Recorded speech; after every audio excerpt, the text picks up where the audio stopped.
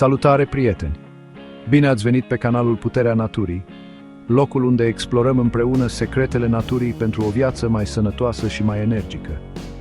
Astăzi vom discuta despre un fruct pe care cu siguranță îl aveți deja în casă și pe care toți îl iubim, mărul. Mereu vedeta fructelor, mereu la îndemână, mereu delicios. Dar știați că acest fruct aparent banal este de fapt un superaliment plin de vitamine și nutrienți esențiali pentru sănătatea noastră? Haideți să descoperim împreună beneficiile consumului de mere și cum ne pot ajuta ele să ne transformăm viața, pas cu pas, într-una mai bună. Bun, deci știm cu toții că merele sunt gustoase, dar hai să vorbim despre beneficiile lor mai puțin cunoscute, dar super importante pentru sănătatea noastră. Unul dintre cele mai tari lucruri la mere este conținutul lor bogat în fibre. Și când spun fibre, nu mă refer la cabluri, da?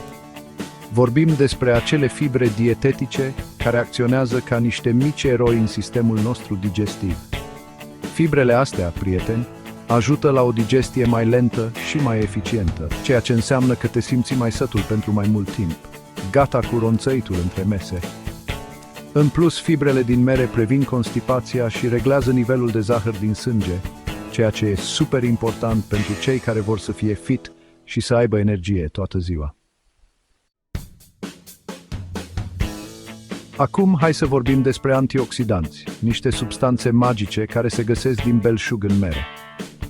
Gândiți-vă la antioxidanți ca la niște supereroi care luptă cu răufăcătorii din organismul nostru, adică cu radicalii liberi. Acești radicali liberi, dacă sunt lăsați să acționeze nestingeriți, pot provoca stres oxidativ, ceea ce duce la îmbătrânire prematură și la tot felul de boli. Dar stai liniștit, merele sar în ajutorul nostru. Antioxidanții din mere, cum ar fi vitamina C, quercetina și catehina, neutralizează radicalii liberi și ne protejează celulele de daune. Așa că, data viitoare când mănânci un măr, gândește-te că îți faci o favoare imensă, oferindu-ți o doză puternică de tinerețe și vitalitate. Știați că merele sunt considerate adevărate gardiene ale inimii noastre? Ei bine, da. Aceste fructe minunate conțin compuși care ajută la scăderea colesterolului rău, reducând astfel riscul de boli cardiovasculare. Fibrele din mere, pe lângă beneficiile digestive de care am vorbit deja, contribuie și la menținerea sănătății inimii. Consumul regulat de mere poate scădea tensiunea arterială și poate preveni formarea cheagurilor de sânge, factori de risc importanți pentru bolile de inimă. Așa că, dacă vrei să ai o inimă sănătoasă și puternică, nu uita să incluzi merele în meniul tău zilnic. Toată lumea știe că portocalele sunt campioane la capitolul vitamina C, dar știai că și merele sunt o sursă excelentă a acestei vitamine esențiale pentru imunitate? Vitamina C, pe lângă faptul că ne protejează de răceli și gripe, contribuie și la formarea colagenului, o proteină importantă pentru sănătatea pielii, oaselor și cartilajelor. Un măr pe zi ține doctorul la distanță, se spune. Și nu e de mirare, având în vedere conținutul său bogat de vitamina C și antioxidanți. Așa că, data viitoare când simți că te paște o răceală, ia un măr și devorează-l cu poftă. Ești în căutarea unei gustări sănătoase și sățioase care să te ajute să slăbești? Mărul este răspunsul. Cu un conținut scăzut de calorii și bogat în fibre, merele te fac să te simți plin mai mult timp, reducând pofta de dulce și ronțăielile nesănătoase dintre mese.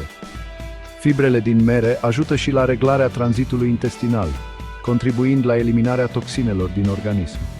Așa că data viitoare când ți se face foame, alege un măr în loc de chipsuri sau dulciuri. Vei fi surprins cât de delicioasă și satisfăcătoare poate fi o gustare sănătoasă. Sper că v-a plăcut acest video și că ați descoperit lucruri noi și interesante despre beneficiile consumului de mere. Nu uitați, un măr pe zi poate face minuni pentru sănătatea voastră. Așa că data vie când mergeți la piață, nu uitați să puneți în coș și câteva mere, aceste superalimente accesibile și delicioase. Nu uitați să dați un like acestui video dacă ați aflat informații utile și să vă abonați la canalul Puterea Naturii pentru a nu rata cele mai noi clipuri despre cum să trăim mai sănătos și mai aproape de natură. Până data viitoare, vă doresc multă sănătate și energie.